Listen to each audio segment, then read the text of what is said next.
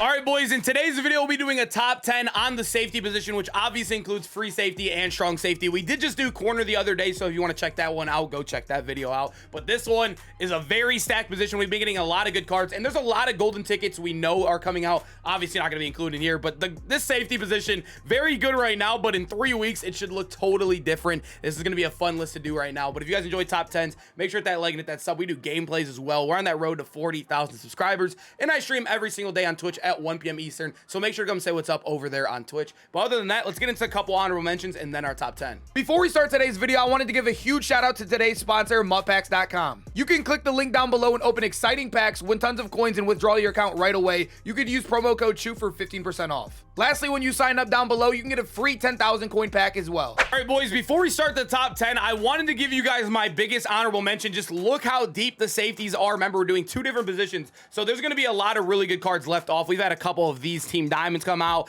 and then there's also other cards like Antoine Winfield.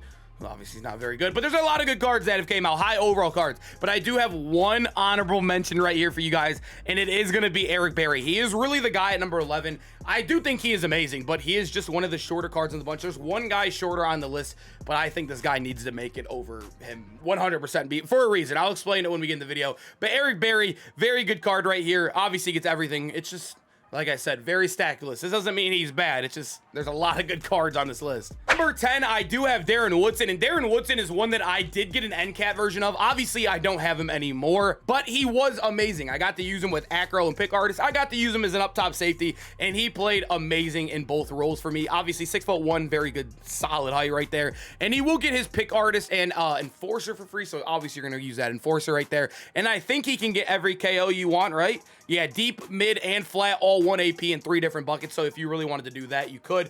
He obviously, like I said, acro on him. You could use him at user. He does have good hit power right here. 98 hit power, 95 block shed. I think he's kind of a user, but right now in the game, he kind of finds himself in a weird spot because we do have a lot of taller players you'd probably rather prefer in the box than him.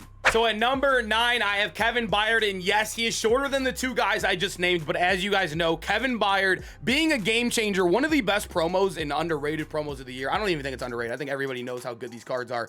He does get 2 0 AAP abilities. There's only a couple promos in the game. It's like Ring of Honor, Game Changers, and I think a couple other masters like Reggie White, I believe, is one of them. But nonetheless, Kevin Byrd, he does get acro and pick artist both for free. And then on top of that, you can get film sight if you really wanted to. But I do think that ability isn't worth it because you do want to get your KOs. I think KOs are always a big must-have. Unless you're running him in the box, you could use film study. But if you're running him up top, you definitely want your deep out zone KO and probably your mid zone KO too if they come down and play a ball as well.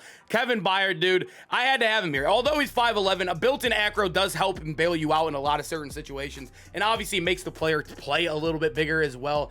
I think this card is very, very good and underrated as well. Another guy you don't really see much of, but he is definitely worth it 100% if you're looking for a safety, especially if you want a film study out there. But number 8, we do have Jesse Bates, and Jesse Bates is one that I did get to use for a while. He was a very, very good card, and he's honestly really, really underrated when it comes to like up top safeties. And I do think that is because we've had like an influx of free safeties come out lately, but he still is really solid. He's gonna get every ability you need. He is 6'1" as well, and then he has really, really good stats across the board. I do rank him a little bit higher than Woodson, although I think Woodson is a better overall card than him. I think Bates being in a free safety, when you compare the free safety, it's a little bit more thinner than the strong safety, so I think him being a little bit more better in that position kind of helps him in this top 10 rankings. I don't know if that makes sense. Hopefully it made sense to you. It's a thinner position, so his ranking weighs more on this list. I don't know. Hopefully that made sense, but he's really good. He's going to get pick artist for you. He's going to get every KO. He balled for me up top. I don't think he's an in-the-box guy at all. I think he's a guy you strictly want to play at that free safety role, and he's going to dominate there for you. A really good up top guy. At number 7, it's crazy how good Derwin James still is, man. This was, I think, the 98 team of the years were the first 98s that came out, and he is still dominating in the meta right now. A lot of people still have him because a lot of people got those free team of the years, and Derwin was probably the best team of the year that came out. He is 6'2", so the tallest guy we've seen yet on the list, 215 pounds. He has a really, really good stats too. The one thing that always confused me with him though, a run support Derwin James card got 67 block shed on a 98 overall. I never understood that. but I never noticed it out there. Like, it wasn't like he was insane, like playing like an Urlacher or Ray Lewis, but he definitely didn't like play like a 67 overall block shot, if that makes sense. He played particularly well out there for me too. Really good height, power, everything you need. I think you could play him up top or outside, really wherever you want. He gets every ability you need. He gets the 0 AP pick artist, the deep out, the mid zone as well. Actually, does he get mid zone? He gets deep out right here and then mid zone right here. Okay, so he does get deep out in mid zone. It was in a weird spot right there on the website, but Derwin James, definitely one of the better safeties in the game. It's crazy how old this card is. At number 6, we have Sean Taylor, and Sean Taylor, I feel like, I hate to say it, but I honestly feel like this is like the worst year Sean Taylor has ever had cards. Like, his Christmas card felt underwhelming. This card felt, he was the best free safety in the game for a while, but that was because the free safeties are terrible in this game. And I don't think he's like an awful card. Like, he's definitely usable, but usually Sean Taylor comes out and he almost feels like a must-have every single year. But this card feels like a normal card out there. It just really does at the end of the day. He basically is like kind of like Derwin James, but at the free safety role. But the one thing I love about Sean Taylor, 98 block shed. You could play him in the box. Yes, he's a little bit shorter than the guys higher up on this list, but 98 block shed is nothing to mess around with, especially when you're 99 speed, 97 change of direction. Sean Taylor is always one of the better users in the game. And then you're gonna get your 0 AP pick artist. You could even run the deep out, the flat, the mid, whatever you want to do, up top, in the box. He can play everywhere for you. Sean Taylor, very versatile card, and that 98 block shed holds some weight on this list. At number 5, we have probably the best free safety. Yes, the best free safety in the game, in my personal opinion right here. I don't know if it's hard to rank him above Sean T, but the way I did it in our last video, I put him on one of the top 10 must-have card video. When you look at Justin Simmons and Sean T, I really look at Justin Simmons as an up-top guy alone. I know he has worse block shed right here, but when you look at, I think when I compared him, I'll just do it right now, right in front of everybody. When you compared him, he has better stats for the up top, right? He has better play rec by 3 right there, better pursuit to help, and then the acceleration to close in on balls. I think when you look at Sean Taylor, he's competing for a better inside the box role, and I think there's guys better than him there. So when you look at up top free safeties, Justin Simmons is about as good as it gets in the game, literally as good as it gets. So that's where I'm really comparing him to. I think he's one of the most versatile cards when it comes to playing up top, so I had to include him up here. That's the only reason I have him above Sean Taylor, is because I think I'd rather play him up top. And when Sean Taylor has an advantage in the block shed, I'd rather have other people in the box anyways over Sean Taylor. I don't know. I'm trying to make it make sense here. Number 4, we do have Jeremy Chin, a brand new card that just came out. 6'3", so we're going up an inch as well. So we went from 6'2", but a couple cards right there. Now 6'3". Jeremy Chin currently on my team, and he has been balling lately. They gave him good block shed too, compared it to another guy with Derwin James, who had what, 67 or 57. Now we're looking at Jeremy Chin with 88 block shed right here, 94 hit power, obviously very tall, really good change of direction too. And then he's going to get every ability. As you know, he gets acro for 0-2. I've had a couple people comment on the corner video, should we go away from pick artist, use acro? No, I've tried it. Trust me, I've tried it. You'll dive and you'll drop diving interception still. Pick artist is really just like a necessity because this game is coded so poorly that you need pick artist to catch an interception 100% of the time.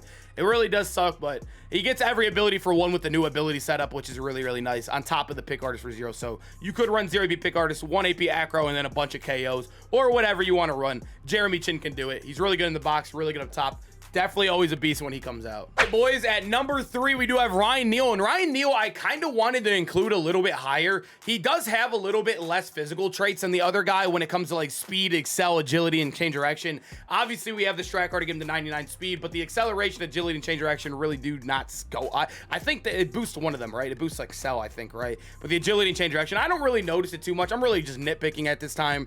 These cards are all insane. The top 3, top 4, top 5 guys, insane. This is all nitpicky stuff. You could really use any of these guys at the end of the day. He also does not have to hit that 90 block shed, which we would love to see for him. But being 6'3", having 2 0 AP abilities, being a game changer.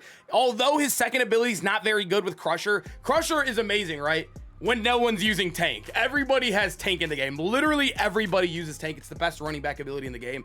That's the only negative, right? His 1 0 AP ability kind of stinks. So it really does, like, he feels like the same as the other kind of 6'3" guys and above on this list at the end of the day. But he does get obviously pick artist and then every single ability for 1 AP you need in the game besides film study. Really solid card right here. I think he's a beast. He played amazing. He had some crazy acrobatic picks for me as a user. That's all I really used him as a user, and that's all I feel like he kind of fits the role as. All right, boys, at number 2, we do have Cam Chancellor. And remember, you could argue for any of these top 3, top 4 guys to be interchangeable. I think you can make an argument for any of these guys. But when you look at Cam, Chancellor, man, this dude is a unit. I did just sell mine, and I only sold him because, like I said, all these cards are very interchangeable. They're all nitpicky kind of differences in between them, and it really is tough to justify spending 2 mil on a card, even if you have like infinite mil, like coins from these glitches. But Cam Chancellor, 99 speed, 99 excel, the agility is amazing, the 97 change direction, so you're getting a bunch of pluses right there in all 4 of those stats, and then you're getting 99 zone, 92 man, the block shed even is a 94, so you're getting a +6 right there, 99 hit power. And then, as you know with Cam, yes, he doesn't get 2 0 AP abilities, but I don't think Crusher's really a big turning point, honestly, when it comes to Ryan Neal. I think I'd rather have the better physical stats all around, but 0 AP pick artist, really good abilities, obviously getting everything for 1 AP.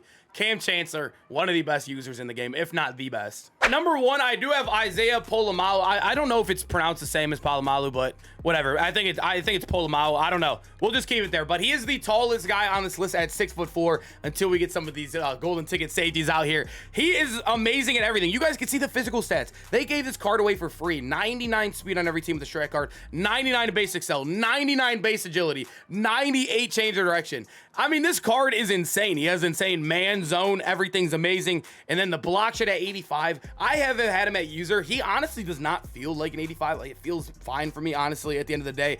He's been phenomenal. I think I would take that +1 inch in height over the little bit boost in block shed from Cam Chancellor. Like I said, you're probably gonna have 2 of them on both of them on your team anyways if you're running a God squad. But Isaiahpolamal, we all know how good he is. We all have him on our team. He's a beast. And then obviously only 1 0 AP bucket, but he gets everything for 1 AP. I had to have him here at number 1, boys. Boys, I hope you guys enjoyed the video. I love doing the top 10s. Make sure to comment down below which safeties, I almost said corners, which safeties are you rocking on your team right now? I'm kind of just using the tall guys right now, moving around a lot. I'm just kind of switching out. I'm trying to use cards I like. I'm trying to have some more fun with the game lately. But I hope you guys enjoyed, and I hope to see you guys in the next video. Hopefully get some good ULs to do some gameplays on tomorrow. See you guys then. Peace out, boys.